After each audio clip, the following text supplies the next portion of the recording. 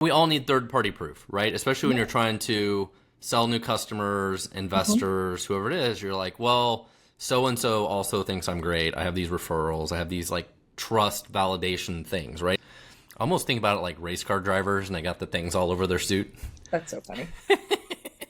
Like I got Deloitte, I got Forrester, I got Gartner, I got all the different things.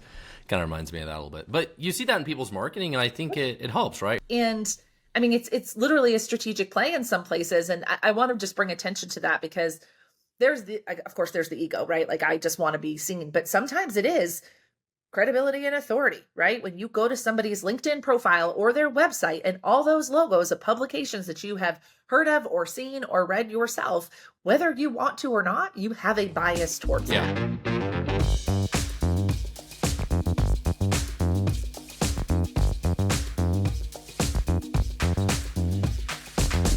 And we're back for another episode of the Startup Hustle. This is your host, Matt Watson. Excited to be joined again today with Ryan Dowdy, who is like our fractional CMO here at Full Scale. Welcome, Ryan. Welcome to the show. Hey, Matt. I am excited to be here for today's conversation. So today we're going to talk about the Inc. 5000. Today is the day. Everybody gets the big announcement. And this is the 7th time one of my companies has been on the list. But one of the things we talk about is like, who cares? Why are we doing this? Why are we on the list? And the importance of it. And I think we'll have a fun conversation today. And to me, it's one of my favorite things. Like I've been an entrepreneur for 20 years. I've had 3 different companies that have made this list. And I don't know why. I think it's one of my favorite accomplishments. I have plaques around my office. If you're on YouTube right now, you can see one. I got one behind me. I don't know. It's just one of my favorite things. Yeah. It's super fun for a lot of reasons. But I think there's both sides, right? Like, I love that you love it. I have never worked for a company that won a lot of awards, if I'm honest, right? Like that wasn't something that they really did. So I think what I think would be a cool conversation for our listeners today, Matt, is why, like, what are the benefits of doing something like this other than to win awards? Because as most humans, we're like, oh, just to win awards, it's just an ego thing, right? I don't need an award to do my job. I don't need an award to do good work. I don't need an award to grow my company. Like, what's the motivation for you? Like, how do you see winning awards and putting yourself in positions to be recognized as an industry leader has been helpful for you? Well, one of the reasons the Inc. 5000 is so cool is it's in the Inc. magazine. Like, it's a magazine that we all can go find at almost every grocery store in the country or every airport in the country. There's Inc. magazine, right? And to be in the list in the magazine, like to see your name in the list is pretty freaking cool. I mean, let's start with that. Like, that is just pretty cool. It's awesome. Yeah, I agree. But what other benefits does it have other than it feels good? You know, I think it's important as a company for us to stop and celebrate our wins, right? And I think that's one of the biggest problems we have is we're always like, go, go, go, hit the, you know, what's our quarterly goals, hit our quarterly goals, all this kind of stuff. But we don't stop enough and give credit to the team and the whole company. Let's stop and celebrate as a company. If we did this big thing as a team, this is a team sport. I famously talk about it Full Scale all the time. We have 300 employees. I don't do any of the work. Right. I don't. We have 270 software developers or whatever that work for all of our clients. We have 60 something clients helping them build teams. They do all the work. I don't do any of the work. My job is to just tell everybody how awesome they are, and they are awesome. But these are the moments that we can stop and be like, you know what? Our whole company is awesome. The whole team has done an awesome job, and we need to stop and celebrate that as a company, as a team. I think that's important and something not enough people do. They don't stop and celebrate their victories. Sure. And even if not for you, is what I'm hearing you say, like, that's cool if you're not, as a founder, as a creator, you're not motivated by those things, right? Like Matt clearly is, maybe you're not, but for your people, for your team, like the camaraderie that builds, the pride that builds, right? To be somebody who goes to work at a company that wins awards.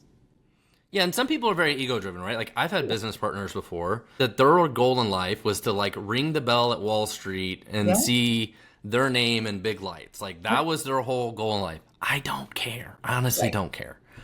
But there is something about this that I do like. I think it's because it's a unique reward, and it's the 5,000 fastest growing companies in the United States, which is really cool.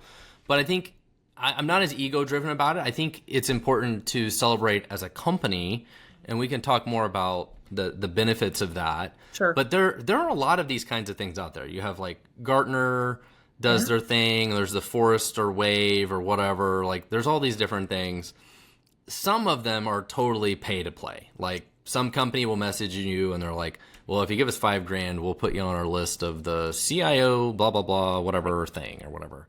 We got one actually just yesterday. Our head of sales, Greg, forwarded me an email. He's like, this company wants to put us on a list of the best staff augmentation companies. And you read the email and it costs $3,000. Like, okay, for $3,000, we can be on the list of the best staff augmentation companies. You've never heard of these people or this list. And there's a lot of these pay to play sort of things out there. Right. I don't really care about any of those. Like, Deloitte does one. Yeah. Ingram's, which is a local Kansas City thing. I don't know how much of that is a national thing, but Ingram's does like a, 100 fastest. That's cool. Kansas City, the different business journals do their own thing. So I think all those independent ones that are cool that are not pay to play. Yeah. Obviously, Gartner and Forrester would be cool. Sure. Those are probably not as much pay to play, but I mean, all those sort of recognitions I think are cool, and they go to help to speak about the overall company, and there's something everybody in the company can be proud about. But I do see an opportunity to pay to play when from a positioning standpoint, right? So for the most random, like, best of staff augmentation, is your ideal client actually reading that publication to where it provide any value? So no. I see value in if you can pay to get on a list, that does give you credibility, authority, eyeballs, I do think there is an opportunity to be strategic with this if it helps the business grow. We all need third-party proof, right? Especially when you're trying to sell new customers, investors, whoever it is. You're like, well, so-and-so also thinks I'm great. I have these referrals. I have these like trust validation things, right? And these sort of become like trust validation things. I almost think about it like race car drivers, and they got the things all over their suit. That's so funny. It's like they got patches all over their suit. Like, I got Deloitte, I got Forrester, I got Gartner, I got all the different things. Kind of reminds me of that a little bit. But you see that in people's marketing, and I think it helps, right? You're like, as seen in Fast Company and Inc. and whatever. Yeah. I mean, that's the those logos are the reason why people write books. Yeah. Because a lot of those like as seen in type of things, because when you publish a book, right, if you're working with a good publicist, it gets pushed out, right? The press release gets pushed out. And a lot of the logos and stuff like that comes from that. And I mean, it's literally a strategic play in some places. And I want to just bring attention to that because of course there's the ego, right? Like, I just want to be seen, but sometimes it is credibility and authority, right? When you go to somebody's LinkedIn profile or their website and all those logos of publications that you have heard of or seen or read yourself, whether you want to or not, you have a bias towards that. Right? Like they seem legit. Yeah. It's no different than going to their website and like, we just raised $20 million from Andreessen Horowitz for our Series A. You're like, well, these guys must be legit. Like, it just adds another level to it. What do you think some of the other kind of more internal benefits to awards, accolades, those types of things? I mean, I think it's, if anything, not only internally, but also for externally, it gives you something to talk about, right? Like, I have something now, I have a reason next week to reach out to every one of our existing customers and say, hey, congratulations, thank you for being a customer, Full Scale made the list. Like, I have a reason to reach out to these people. Sure. I have a reason to reach out to the people maybe that subscribe to my newsletter and be like, hey, by the way, we did this awesome thing and I want to tell you about it. Right? It gives you a reason to talk to people too. Like, that is one of the other weird things about it. It just gives you a reason to reach out to people. And most people are like, oh, that's really cool. Tell me more about it. Congratulations, right? Like, they're, receptive to it. Absolutely. And especially for clients and community and stuff, it's also a thank you, right? So congratulations and thank you. Like, thank you for being a part of this. Thank you for trusting me. So it's really, I think, really good relationship building for existing relationships as well, right? Yeah, stay a customer because you've made the right choice. You bet on us and we're doing well, right? Like, you made the right choice when you decided to do business with us, and here's third-party proof of like that to some degree, right? People want to do business with winners. Right. They just do. Again, you can sit there and consciously tell me that you don't, but like, subconsciously, we all have that bias. We all want to win. So I think that that's part of it too, so there's that congratulations and thank you. And like, to be surrounded by winners is what most high achievers want. So, Well, go ahead. you mentioned the internal part of it. I think it can help with recruiting, right? We can say, Yeah. hey, we're one of the fastest growing companies. Here's proof that we're one of the fastest growing companies. Our revenue is on their website. Here's our revenue, the history of revenue. They validate all our revenue. We're not making this crap up. Here's Mhm. third party proof. And, I think it can help with like recruiting, employee morale, all those kind of stuff, being able to stop and celebrate. Again, I don't do all the work. Sure. Our employees do all the work. Like, it's great to be able to stop and celebrate with them and use it for all these purposes. I think recruiting is a huge issue to use this. Like if you are, because there's so much talk right now about how challenging it is to find good people, good people, again, want to be part of winning teams and winning companies. And what a way to say, like, Yeah. okay, if I'm evaluating two different opportunities, one opportunity has never won an award, right? And another one has a laundry list of awards and accolades that they have received. Where do I think I'm going to have more opportunity for growth? Right. Where do I think I'm going to have more opportunity for advancement? Where do I think I'm going to have more security? 100%. Right? If Yep. I'm working for one of the fastest growing companies, like I'm hoping they don't run out of cash and I don't get laid off at some point in time, right? Like these are just all things that go through somebody's mind when their jobs Right. are. So I think as much as it is a marketing tool for clients and new business, I think it's a great recruiting tool. And again, a great way to solidify your relationship with your existing teams, right? Again, not just our clients, you made a good choice by doing business with us, but our team, you made a good choice by coming to work here, right? Your work matters. As human beings, I tell Matt this all the time from a marketing perspective as the marketing girl on staff, but people's most basic human need is to feel seen, heard, and understood, right? So what a cool way to make your people feel seen and important by really telling them your work matters, because that's why they go to work every day. Well, and one of the things I always say as a startup founder, I feel like half the time my job is cheerleader. I run around and tell everybody, we're doing a great job. Keep doing what you're doing. Blah, blah, blah. Like, I'm a cheerleader. That's my job. I'm the cheerleader. I root for everybody else, tell them they're doing a good job, and help motivate them, right? And along with that, everybody just really wants to know, are we winning or losing? Yeah. Do I have job security? Or how's the company? Are we winning or are we losing? Should I be jumping off this ship? Do I work at Intel right now, who just laid off 15,000 people? Or do I work at Dell, who's laying off 12,000 people? Right? Or am I working for a company that's on the Inc. 5000 that is growing? Yeah. And like, this is a good place to be, right? Like, are we winning or losing? I feel like is, a key job as a executive, right? Is that message and being a cheerleader. Wholeheartedly. And I agree. As somebody who, has worked in startup land prior to becoming an entrepreneur, absolutely. It was always a risk. Taking a job at a startup is risky. I remember that conversation even with my mom. Like, for those of you that are hiring young people who are taking their job considerations past their mom, right? When I went to work for a startup when I was like 25 years old, she was like, what are you doing? Like, I was working for Clear Channel, which is now iHeart. And I didn't want to work there anymore. And I went to work for this teeny tiny little baby company. And my mother was like, what are you doing? Yeah. Leaving this behemoth of an organization to go work for this baby startup, and for me, I'm into it. Like I like to build. I just build in a different way than Matt does. But I do think that absolutely goes through people's minds when they're considering taking jobs and those types of things. I want to work for a company that's fast growing and innovation and change. And especially in today's work climate, I think that's a good reason to engage. Well, so my very first company, Vin Solutions, was on the Inc. 500 and was ranked. It's on my placard here if you're watching the video. 447 on the list. Oh, wow. Made the top 500. And at that time, this was 2010, was the 33rd fastest software company. Fastest growing software, all of software. 33rd. That's pretty cool. Like, that's just a cool metric. And then in 2019, my other company, Stackify, was on the list, and it was actually a higher number, 379. Oh, wow. 379 was the 50th fastest software company at the list. And at that time, Stackify had grown 1,216% in 3 years, because it's all based on 3 years. So to make the Inc. 5000, yeah, honestly, it's not that hard.